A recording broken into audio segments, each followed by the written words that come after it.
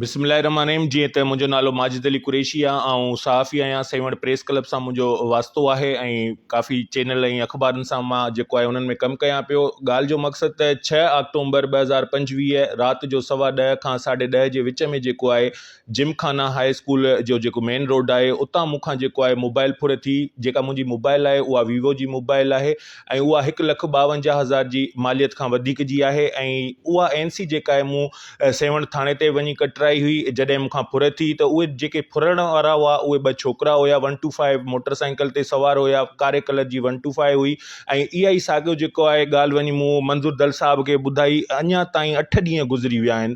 अॼु मुंहिंजे ख़्याल में 14 तारीख़ आहे, 14 अक्टूबर आहे, पर अञा ताईं पुलिस जे तरफ़ां का अॻकथी न आहे थी, को अॻ भराई वारो कमु न आहे थियो, न को वरी हिते का रोकथाम थी आहे। इन 8 ॾींहंनि जे विच में सेवण मां 11 खां 12 माण्हुनि खां ॿियनि खां जेको आहे मोबाइल फुर थी आहे। राति बि जेको आहे जज जो गनमैन पुलिस वारो आहे जेको गफ़ार सोलंगी, उन खां बि जेको आहे राति जो 8 बजे धमाल चौंक तां मोबाइल फुर थी आहे। उन खां अॻियां जेको आहे मुर्गी वारो आहे उन खां 70,000 जी मालियत जी वीवो जी मोबाइल फुर थी आहे। उन खां अॻियां जेको आहे शाही बाज़ार मां ओठो जेको आहे वापारी आहे उन खां मोबाइल फुर थी आहे। हिन पासे रोड तां जेको आहे इस्पताल मां जेको आहे ड्यूटी कंदड़ हिकु मुलाज़िम आहे उहो घर वञे पियो त उन खां हथ मां मोबाइल फुर थी आहे।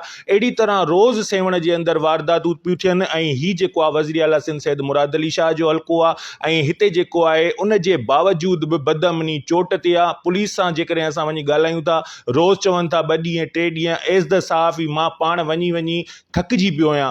SP खे 8 ॾींहंनि खां मैसेज कॉल थो कयां त SP साहिबु अञा ताईं जेको आहे 8 ॾींहंनि में SSP ज़फ़र झांगा साहिबु मुंहिंजी न कॉल थो रिसीव करे, न मूंखे कॾहिं हुन मैसेज करे जवाबु ॾिनो आहे त तव्हां परेशान न थियो या तव्हांजी असां जेको आहे इंक्वायरी कयूं पिया। हिन वक़्त ताईं का बि पुलिस जे तरफ़ां मोट नथी बि मिले। मंज़ूर दल साहब सां जेॾी महिल ॻाल्हायूं था उहो चए थो सेवण खां ॿाहिरि आहियां।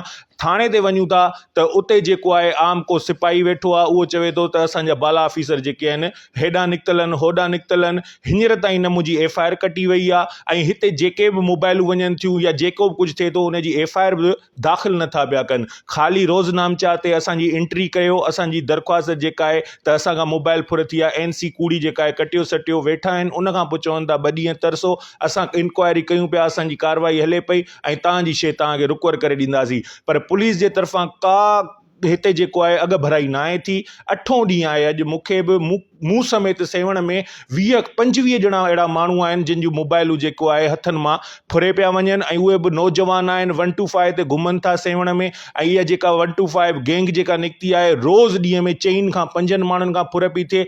सॼे सेवण में दाऊं लॻियूं पियूं आहिनि, पर उन जे बावजूद बि SSP जामशोरो को नोटिस नथो वठे, न को वरी सेवण पुलिस को कमु थी करे।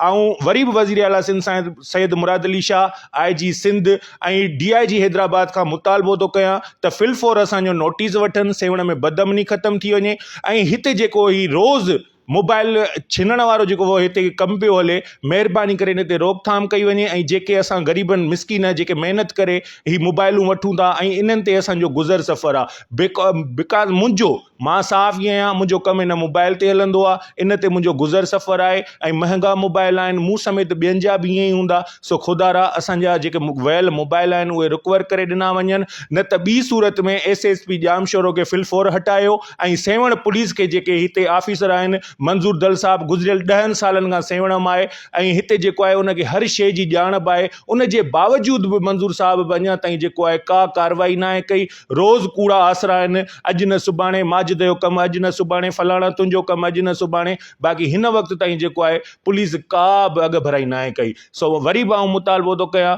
त ख़ुदा रा फिलफोर नोटिस वठो। ही लाल शहबाज़ कलंदर जी अमन वारी नगरी आहे, हिते देसी परदेसी रोज़ फुरिया पिया वञनि। महिरबानी करे हिन फुरनि जी वारदातुनि ते बदअमनी ते रोकथाम आणियो।